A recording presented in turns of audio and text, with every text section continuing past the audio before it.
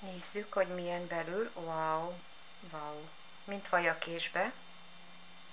Úgy szét lehet vágni villával.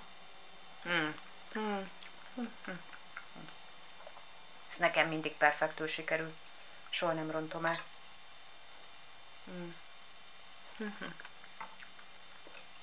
Isteni. Javaslom a receptet. Megírhatjátok, hogy ti hogy csináljátok. Hát, ha még valami jobb ötletek van.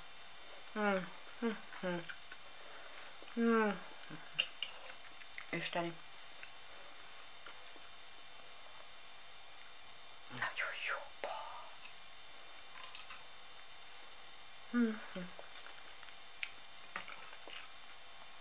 Perfekt.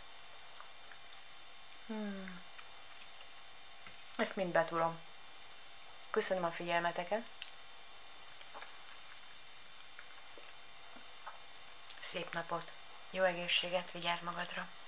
Nagyon sok szeretettel köszöntelek, kedves barátaim, benneteket. Örülök, hogy itt vagytok. Köszönöm szépen, hogy nézitek a videókat. Köszönöm, hogy feliratkoztok. Köszönöm szépen, hogy lájkoljátok a videókat. Túrógombóc lesz. Ennek a technikáját fogom megmutatni, de lássuk is, csapjunk bele. A folyamatot. 2 darab tojást leütök.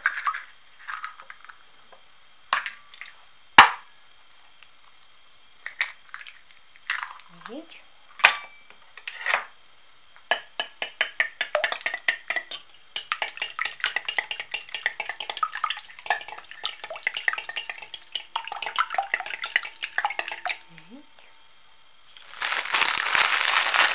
Fél kiló túró, rögös túró.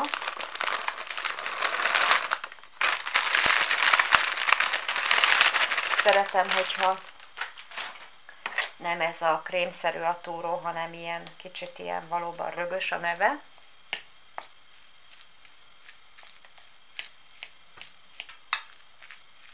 Picit azért átnyomkodom a villával.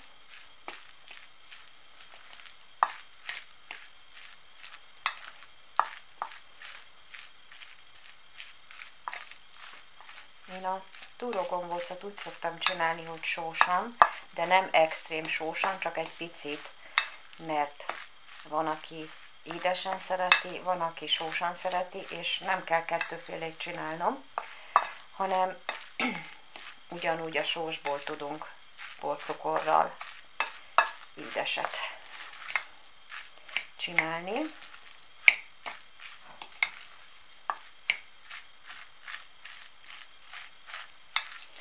Úgy látom, hogy teszek bele még egy tojást, mert ehhez a fél kilóhoz még egy tojást felvesz, tehát a tojás az 3 darab.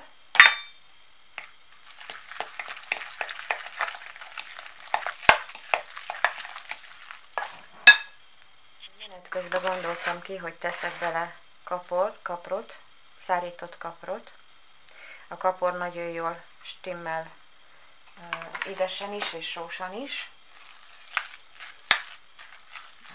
Már is jobb lesz. Tehát látszik, hogy már egy kicsikét a bozadara már elkezdett dolgozni, tehát felszívta a túrónak a nedvesség tartalmát. A liszt pedig azért kell, hogy összetartsa. Nekem mindig sikerül, soha nem folyik szét, soha nem kemény, mert ugye ennek az a lényege, hogy ne legyen olyan, hogy úgy kell késsel elvágni. Jó, egyelőre hagyom is. Kicsit pihenjen, addig, amíg elkészítem a zsemlemorzsát és a víz felforr. Óvatosan kell vele bánni, mert nagyon hamar megég.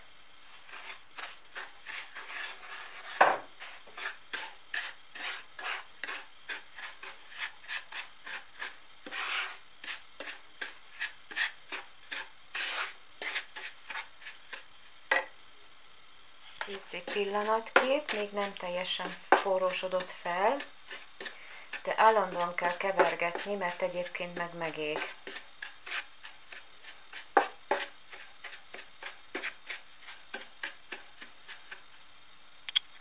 gyors tűzön, amíg felforrósodik, és utána lassú tűzön kell csinálni, és amikor már látható, hogy kapott egy kis színt, és már kész is. Nos, kedves barátaim, kész van. Újabban egy ilyen fagyi kanalazóval, fagyis kanállal csinálom, de akinek nincsen,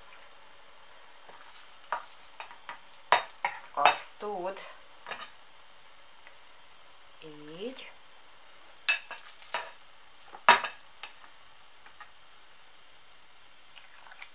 lehet csinálni olajos kézzel csinálunk egy gombócot. Így. Lényeg, hogy olajos legyen a kezünk, ne vizes.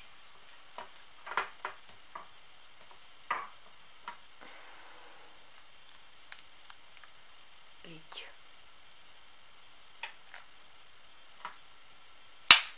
Vegyünk egy kanállal, és formázzuk meg.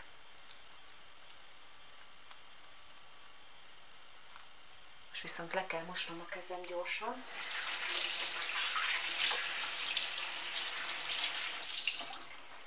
Ki tudjam kapcsolni a kamerát.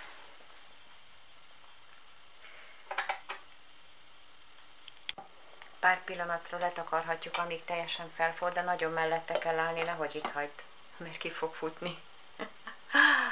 Felforr, levesszük róla a fedőt, és már fedő nélkül fogjuk főzni.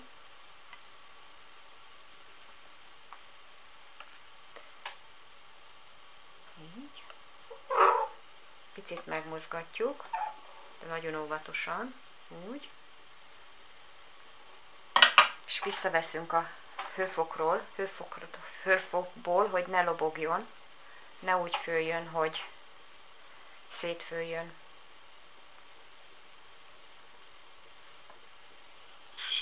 Már kezdenek feljönni a tetejére. Mire másodszor is feljön, illetve felforr és feljön a tetejére feljönnek a tetejére a gombócok, akkor már kész van. A zsemlemorzsa előkészítem. Óvatosan, mindenhova juttatok, és egy picit megforgatom, akár lehet kézzel is segíteni, hogy mindenhova jusson.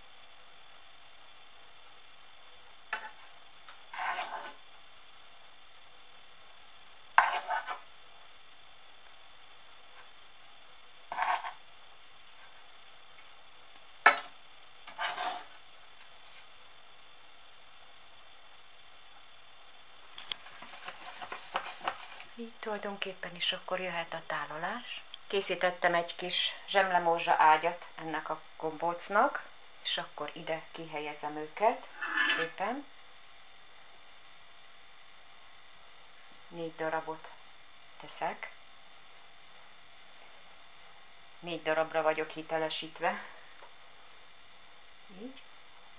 2-t fogok enni cukrosan, és 2-t pedig édesen.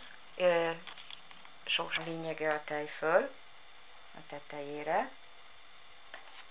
Hát egy kanállal rakok rá. Így. Szépen. 2 teszek édesen, porcukorral.